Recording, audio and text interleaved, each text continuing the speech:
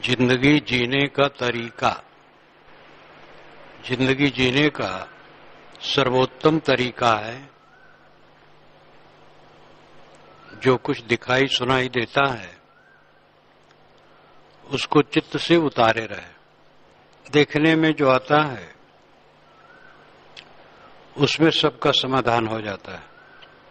यद दृष्टम तन्नष्टम, जो दिखाई देता वो नष्ट हो जाता है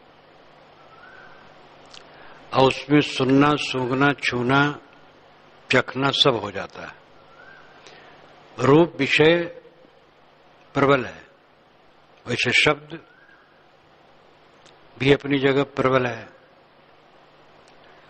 लेकिन रूप दृश्यमान है।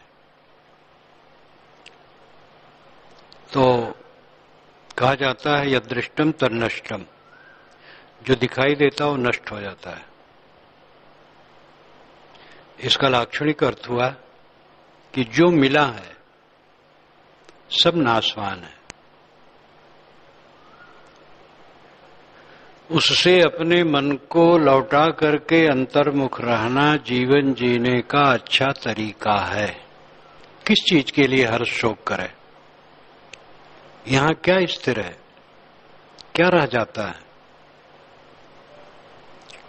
कुछ नहीं रह जाता है। आदमी जब तक भूल में है तब तक उसे दुनिया की चीजों को लेकर हर्ष शोक होते हैं। जितनी जितनी भूल मिटती जाती है हर्ष शोक मिटते जाते हैं। भूल पूरी समाप्त हो जाए तो हर्ष शोक पूरे समाप्त हो जाए। इतना करने पर भी जो व्यवहार है वो करना होगा। हर्ष शोक समाप्त होने का मतलब नहीं है कि हाथ पैर बटोर करके वो बैठ जाएगा। शरीर की ऐसी व्यवस्था है कि कोई काम न करे, खाना पीना तो पड़ेगा और उसके लिए कुछ करना भी पड़ेगा। इसलिए आवश्यक कर्तव्य मोक्ष में बाधक नहीं, शांति में बाधक नहीं, साधक है। आवश्यक कर्तव्य करना चाहिए। हमारे शरीर में सत, रजतम ये 3 गुण हैं। सत ज्ञान, प्रसन्नता, आनंद उत्पादक है। रज क्रिया प्रधान है, क्रियावान है, क्रिया उत्पादक है। तम आलस्य, नींद को देने वाला है और तीनों की जरूरत है। आदमी जागता ही रहे तो पागल हो जाएगा। सोना तमगुण का लक्षण है और उसकी कितनी आवश्यकता है।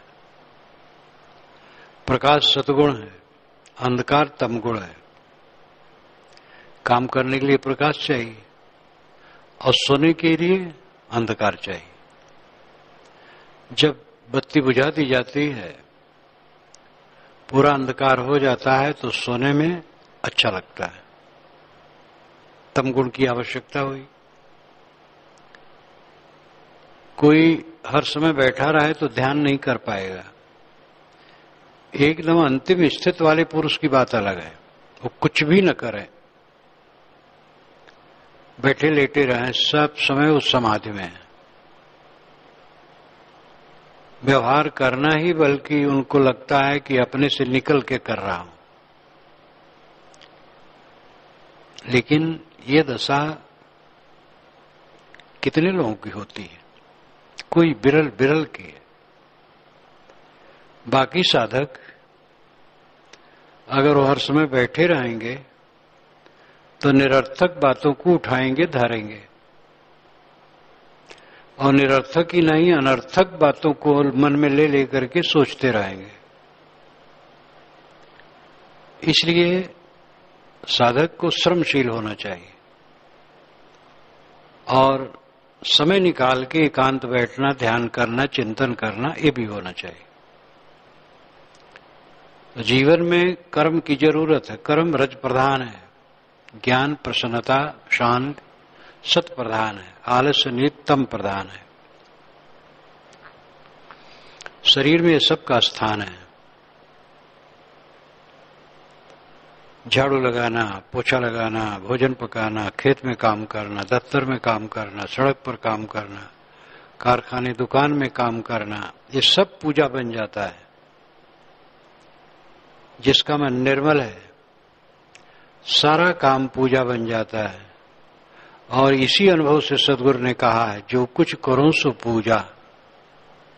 मैं जो करता हूं पूजा है। चित्त इतना पवित्र हो जाए कि क्रिया मात्र पूजा हो जाए, कर्म मात्र पूजा हो जाए। जीवन जीने की कला, जीवन जीने का तरीका, जीवन जीने की विधि निष्कामता है। सब समय निष्काम निर्माण रहना जीवन जीने का अच्छा तरीका है। जो निष्काम और निर्वाण होने का अभ्यास करता है, दिन दिन वो सुख सागर में पहुंचता चला जाता है। सुख सागर अपने में है, कहीं पहुंचना नहीं है। पहुंचने का अर्थ है पहले क्लेश जो होता था वो घटता जा रहा है, सुख बढ़ता जा रहा है।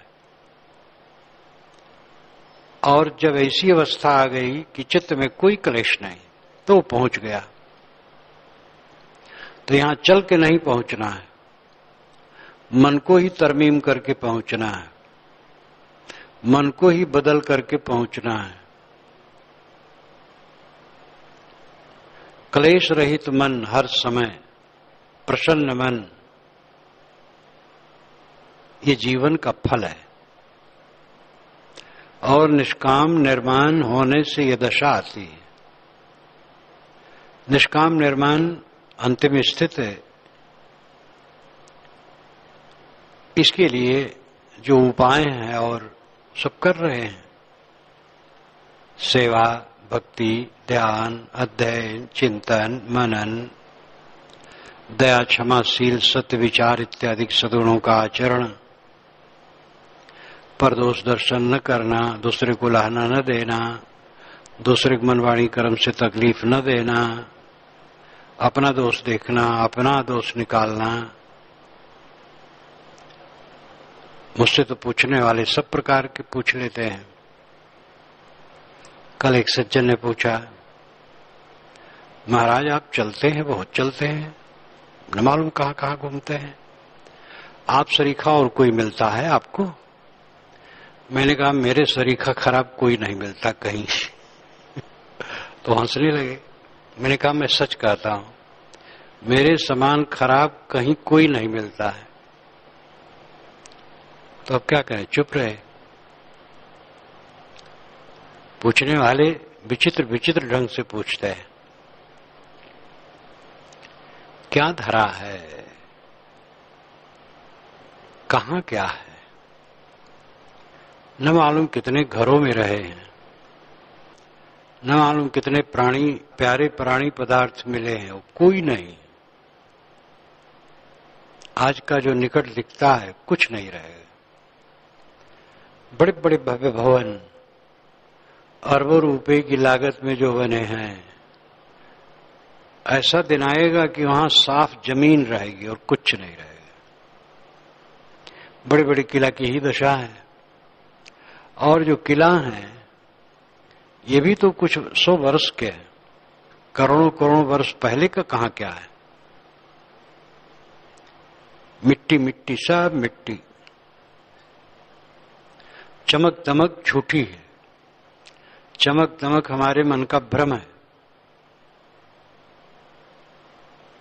बाहर का आकर्षण जब तक मिटेगा नहीं, भीतर प्रवेश नहीं होगा।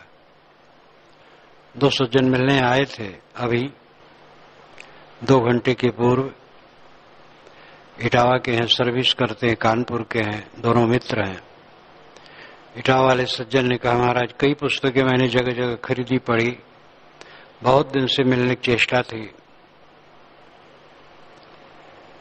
मैंने कहा आते रहो। उन्होंने कहा महाराज ध्यान 5 मिनट भी नहीं लगता, लगाने की चेष्टा करता हूं तो मन यहां भागता, वहां भागता, वहां भागता। मैंने कहा घबराओ ना, जो लालसा है आपकी ये आगे बढ़ाएगी, इसके साथ काम करो। बहुत खुश थे। पहली पुस्तक उन्हें कबीर पर शुक्ल की और मेरी दृष्टि मिली, उसके पश्चात और बहुत सी पुस्तकें। ध्यान पर बड़े कच्चे। मैंने कहा ये केवल आपकी कच्चाई नहीं, ये तो सभी की है। जब आदमी प्रवेश करता है, कुछ करने लगता तो आगे बढ़ता है। कहे महाराज 5 मिनट भी नहीं रुकता है। हम कहे ऐसा महसूस तो करने लगे हो, दूसरे लोग ये सोचते ही नहीं रुकता है। जो मन दौड़ता है वही उनका, वो मन मानते ही स्वभाव है, यही सहज है, यही होना ही चाहिए, सोचते रहना कुछ। आपने सोचना ये शुरू किया कि मन रुके तो शुरुआत हो गई। जब बाहर की चमक दमक झूठी लगती है, मन कहां जाएगा? जाने की कोई जगह नहीं, सब कूड़ा कचरा संसार है। जीवन जीने का अच्छा तरीका है निष्काम और निर्माण होने का अभ्यास करना। खोज खोज करके अपने चित्त के दोषों को धोने, अपने विकारों को जो निरंतर मारता है, अमृत होता चला जाता है, उसको कुछ शिकायत नहीं रह जाती है, उसको कोई फिक्र नहीं रह जाती है।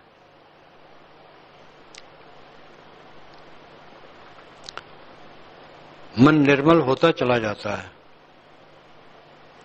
जब पूरा निर्मल हो गया, बस वैकुंठवास है। वैकुंठवास, स्वर्गवास बड़े मोहक मोहक शब्द है, और उनका अर्थ पौराणिक ढंग से कूड़ा कचरा है। स्त्री और पुरुष का सौंदर्य, लालित्य, भोग, इनको उत्कर्ष रूप दे करके स्वर्ग और वैकुंठ में कल्पना की गई है, जो मन का विकार है। ज्ञानियों का स्वर्ग चित्त की निर्मलता और प्रसन्नता है।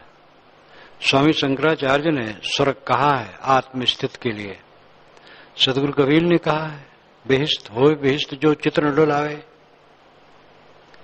जो अपने चित्त को चंचल न करे, बेहिस्त में पहुंच गया, स्वर्ग में पहुंच गया।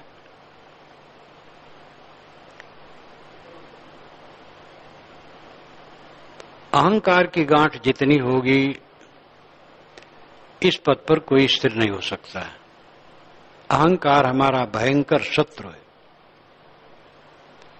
कामना वामना सब उसी में पैदा होती है। एक अहंकार काफी है।